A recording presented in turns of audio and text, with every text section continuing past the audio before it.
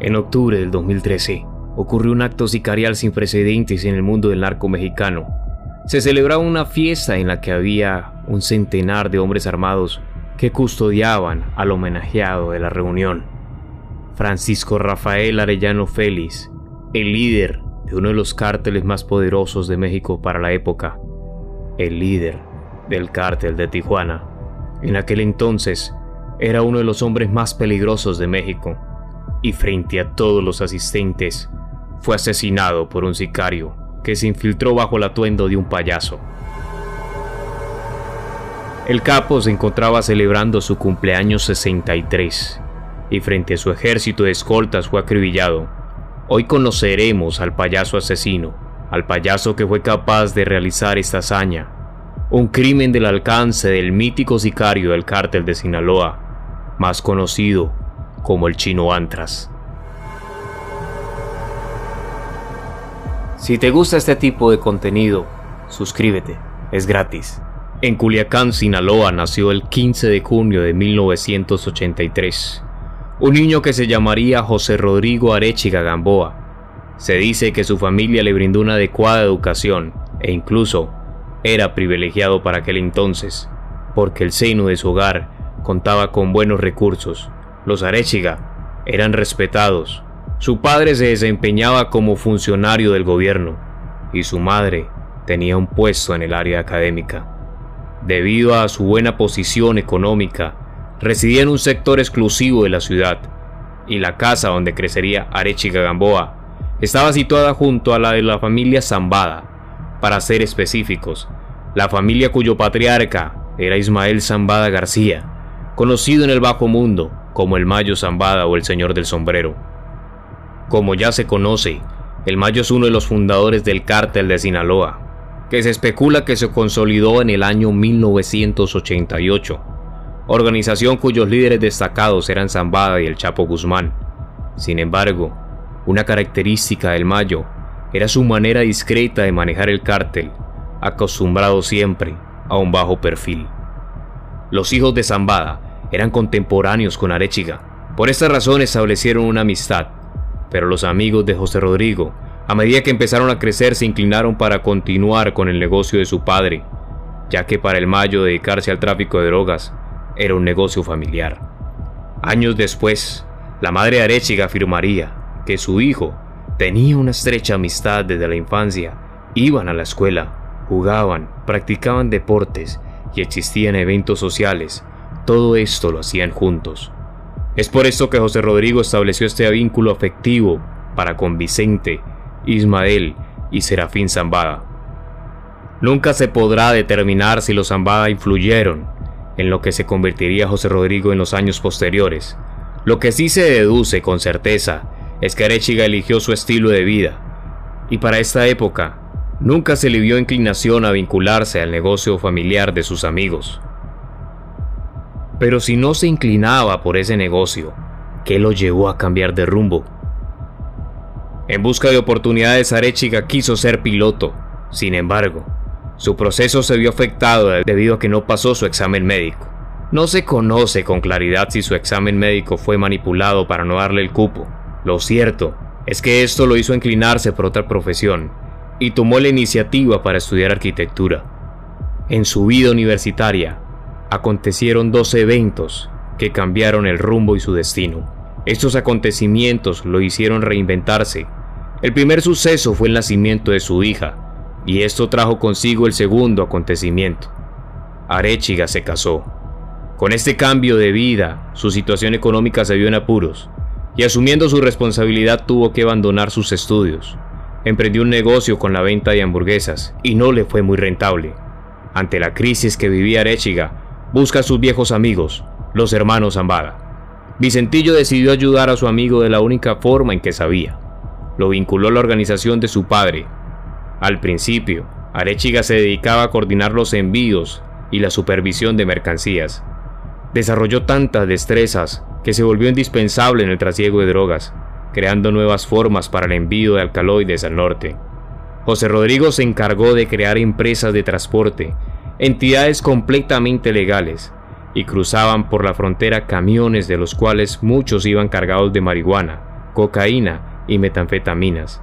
Desde Norteamérica, diferentes empresas solicitaban envíos desde México. Todo esto sucedía sin que las autoridades sospecharan de este nuevo método. En corto periodo de tiempo, Arechiga llamó la atención del Mayo, quien se interesó en el potencial del joven. Es en ese momento cuando José Rodrigo quiere dar un giro radical a su rol en el cártel, porque fue entonces cuando comenzó a mostrar una necesidad de violencia. Se involucra voluntariamente en la estructura más sangrienta del negocio del narcotráfico. Su lado más oscuro salió a la luz cuando demostró que nadie más estaba por encima de él en la organización al momento de asesinar.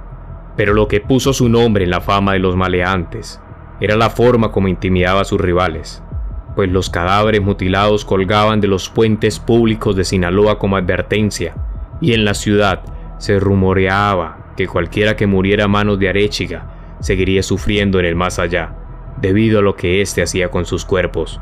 Se convirtió indispensable para los fines del cártel, y el Mayo aprovechó los talentos violentos de José Rodrigo.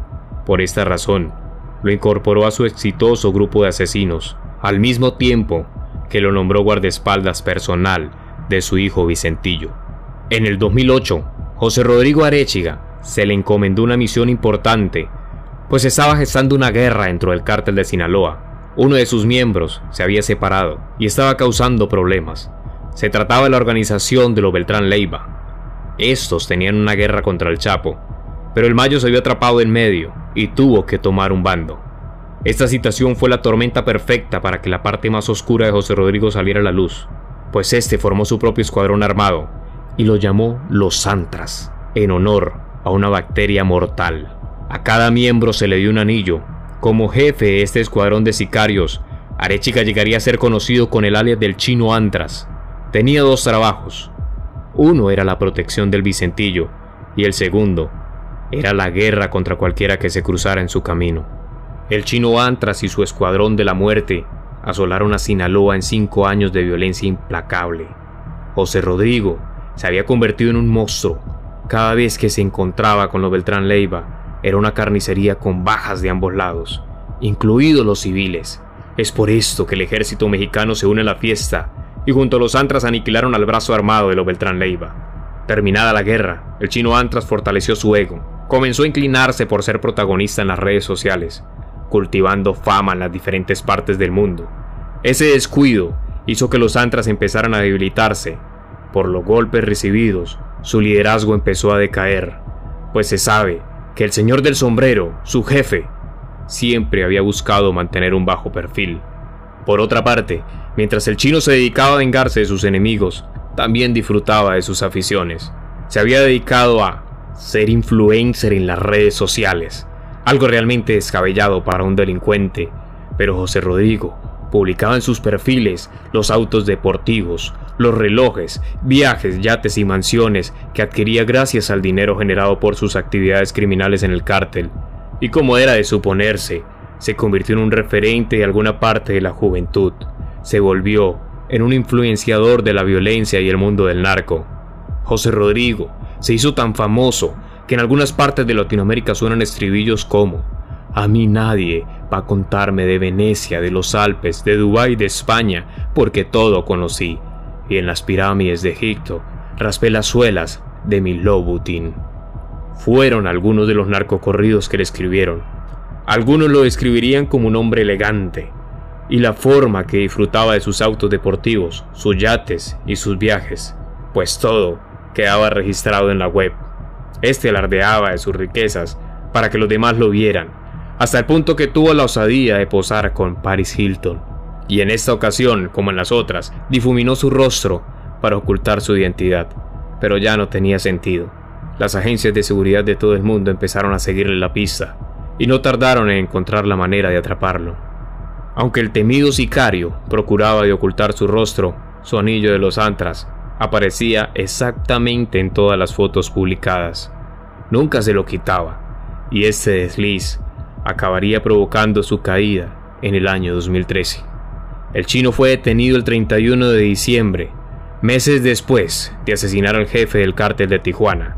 José Rodrigo decidió tomarse unas vacaciones, salió de México rumbo a Holanda, y nada más al aterrizar fue detenido por miembros de la policía holandesa. Días antes, Estados Unidos había informado a los holandeses de que un ciudadano mexicano de 33 años, que se dedicaba al narcotráfico, llegaría a su país en pocos días, y querían que éste fuera detenido.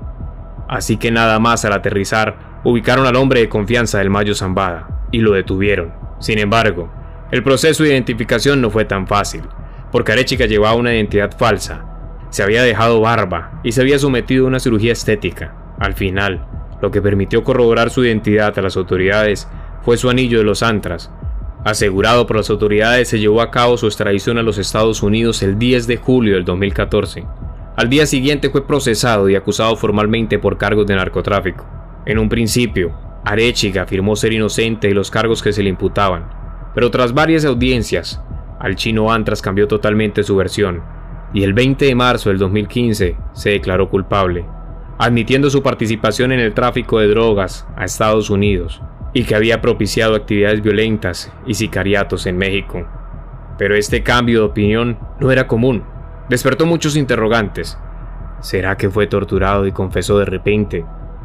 Al final del juicio todo fue muy claro, cuando se le impuso una sentencia de solo 6 años en una prisión estadounidense y 5 años más en libertad condicional. Durante esos años, el chino Antras delató a casi todo el mundo y las autoridades estadounidenses dieron grandes golpes. El chino entregó nombres, direcciones y expuso formas de operar del cártel en Norteamérica. Mientras tanto, en Sinaloa, incluido el Mayo, eran conscientes de que su hombre de confianza era un delator. Arechiga fue puesto en libertad condicional y en arresto domiciliario en Estados Unidos el día 3 de marzo del 2020. Era evidente que por el perfil de José Rodrigo solo podía moverse en un perímetro de 500 metros de su casa en California, pero el chino extrañaba su país y, escapando en el mes de mayo, decidió regresar a Culiacán para vivir con su hermana y el marido de esta. Como consecuencia de su traición, 10 días después, la noche del 14 de mayo del 2020, el chino Antras, su hermana y el marido estaban en casa cuando unos pistoleros enmascarados entraron y comenzaron a dispararles. El chino respondió con disparos, pero al final se quedó sin munición y fueron tomados como rehenes. A la mañana siguiente, los cuerpos fueron descubiertos en un todoterreno negro. Se especuló mucho sobre quién podría haber ordenado este ataque al chino Antras. Algunos dicen que probablemente fueron miembros del cártel de Tijuana, que se vengaron de él por el asesinato de su líder. Otras versiones apuntan a que fueron los miembros remanentes de los Beltrán Leiva, una organización que ya había sido desmantelada por el ejército mexicano. Entonces, ¿por qué el chino dejó la seguridad de su libertad condicional en los Estados Unidos para regresar a Sinaloa, donde sabía que no lo querían? ¿Realmente pensó que todo lo que había hecho sería perdonado? ¿Quién garantizó su seguridad a su regreso? Algunos afirman que la misión del chino en México era la de revelar la ubicación del señor del sombrero mediante un dispositivo GPS que llevaba desde Estados Unidos, pero la realidad es que son tantos los interrogantes que solo miembros de ese mundo criminal podrán responder, o de pronto nunca se sepa, y estas respuestas están en la tumba. Comparte tus opiniones sobre el video en la caja de comentarios. No te olvides de darle like, suscribirte y activar la campanita para no perderte nuestros próximos videos. Nos vemos en el próximo.